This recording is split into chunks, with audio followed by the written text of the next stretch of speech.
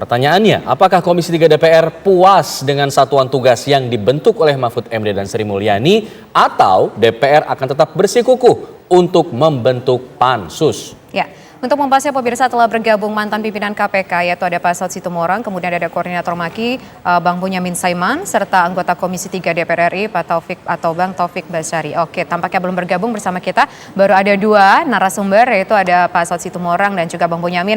Nah, kalau dari penjelasan yang sudah kita simak tadi Bu Sri Mulyani sudah memberikan penjelasan, kemudian juga ada pertanyaan-pertanyaan yang disampaikan oleh anggota DPR. Pak Saud, apa yang bisa kita highlight? Apakah kira-kira perlu membuat pansus atau udahlah ini kayaknya bakalan cukup aja? Ya, masalahnya kan eksekutif legislatif itu saling check and balance ya. Artinya pansus itu tugas mereka digaji untuk itu. Lepas itu nanti ujungnya ada politik seperti pansus-pansus yang lain. Pada bagian lain, komite juga yang diketuai oleh Pak Mahfud dan ex officio di situ adalah pejabat-pejabat, banyak pejabat di situ ya. Kita nggak bicara ex officio-nya situ punya potensi terkena dalam laporannya 349 itu ya. Karena kan di situ di eselon satunya juga ada yang punya potensi gitu.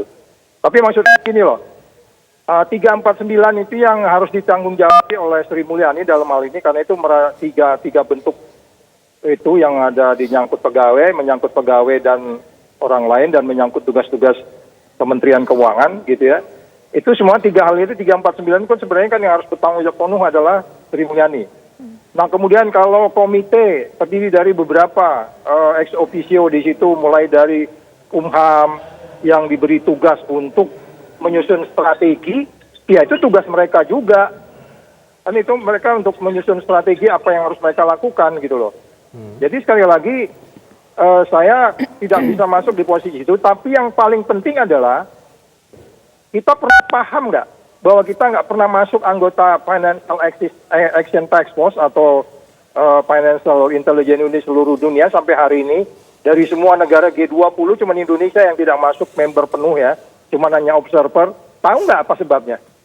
Coba tanya Ibu Sri Mulyani, kenapa kita nggak masuk dalam G20? Satu-satunya negara G20 yang tidak masuk dalam anggota penuh FATF, hanya observer. Pak Ivan pasti paham itu. Tapi maksud saya gini, kalau ini di perdebatan yang dilanjutkan, tidak menghasilkan suara, nggak menghasilkan sebuah suara kesepakatan gitu ya, ya kita akan kembali lagi mainnya yang satu main di politik, yang satu bermain di mismanagement.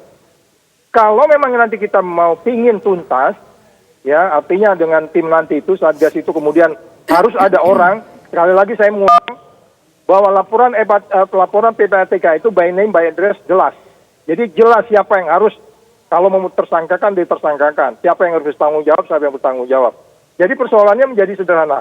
Tapi kalau dua hal tadi itu memang membawa due process of law, pengertian pencucian uang menjadi lancar, ya kita harus dukung dua-duanya. Biarkan aja sharing check and balance. Soal politik nanti kita lihat mana yang lebih utama. Tapi kalau kita bicara angka, ya angka itu sebenarnya diselesaikan dengan angka. Artinya angka itu dipelajari, kalau memang ada crime-nya, gitu Mbak. Oke. Pak Saud, artinya Anda lebih melihat bahwa Satgas sebenarnya lebih utama di sini dibandingkan pansus. Kalau Anda bilang tadi hasilnya akan lebih ke politis begitu. Oh ya tentunya begitu, tapi kan kita nggak bisa, karena kan DPR juga digaji, mereka harus melakukan fungsi mereka. Tapi kan kita juga punya pengalaman di bagian lain, ya kan, pansus-pansus itu seperti apa. Tetapi kalau pansus itu kemudian mengusung perubahan, ide perubahan, yang kemudian mencek and balance juga Pak Mahfud, jangan lupa Pak Mahfud juga kan pasti di komite ini juga ada kelemahan juga dalam hal ini. Kenapa baru hit and run sifatnya? Padahal dia tahun dia harus melaksanakan pengawasan itu rapat dan seterusnya. Dan kemudian bagaimana sensor dia bekerja. Nah, jadi sekali lagi ini mencek and balance kita semua, tetapi kepastian, manfaat dan keadilannya itu yang harus kita pegang, tiga hal itu. Artinya membawa orang ke depan pengadilan kalau dia tidak bertanggung jawab. Oke, baik. Sekarang kita ingin ke Bang Bonyamin. Bang Bonyamin, dari rapat yang sudah kita simak sampai dengan tadi sesi tanya jawab, apakah kira-kira ini sudah cukup memuaskan atau butuh pansus untuk dikeluarkan? Agak anti klimak ya. Harapan saya masih seperti rapat sebelumnya yang penuh otot gitu sampai otot lehernya Pak Mahfud keluar gitu. Terus DPR juga begitu gitu. Karena Saya lebih suka itu sebenarnya karena ini forumnya DPR gitu. Dan dari situ kemudian menjadi introspeksi masing-masing harus seperti apa kan, dan mengerucut sebenarnya nampaknya Pak Mahfud cerdas sekali itu kemudian membentuk Satgas dan kemudian formulanya. Tapi saya tetap berkeinginan sebagai mantan anggota DPRD yang bagaimana mengawal sebuah kebijakan jalannya pemerintahan itu tetap harus dengan pansus sampai level tertinggi hak angket sebenarnya kan ini kenapa sampai 10 tahun lebih ini tidak terungkap, apakah ada saling melindungi, ini perlu ditreatment secara politik gitu sebenarnya kan, apakah sampai pada level misalnya mismanagement belaka atau sampai ada kesengajaan untuk menenggelamkan, menutupi, sehingga semua terbuka terang benderang baik secara hukum dan secara politik gitu. Dan saya berkeinginan dua-duanya jalan. DPR tetap melakukan pansus gitu, dan pansus kan ada jangka waktunya, kalau memang harus selesai 3 bulan nanti diteruskan panja untuk mengawasi jalannya Satgas gitu. Jadi sebenarnya ini tidak harus saling diametrikalkan satu sama lain, biarlah dua-duanya jalan gitu. Dan Satgas saya terus terang aja juga saya sambut karena apa, selama ini sebelum ada Satgas tidak jalan 10 tahun lebih. Nah kalau dengan Satgas ini mudah-mudahan terbentuk, dan saya mengusulkan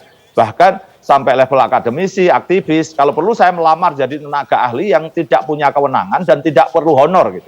Tapi hanya sifatnya supporting, dan rapat-rapat besar saya ikut sehingga bisa tahu perkembangannya seperti apa, saya laporkan masyarakat dengan terbuka, begitu nanti akan bisa dikawal oleh masyarakat juga. Jadi Pak Saud pun juga saya usulkan masuk nanti misalnya. Sehingga Satgas ini betul-betul merepresentasikan seluruh kehendak masyarakat yang selama ini belum terwakili. Hanya terwakili oleh juk-juk aja bahwa rakyat pengen kaya sudah diwakili DPR-nya kaya.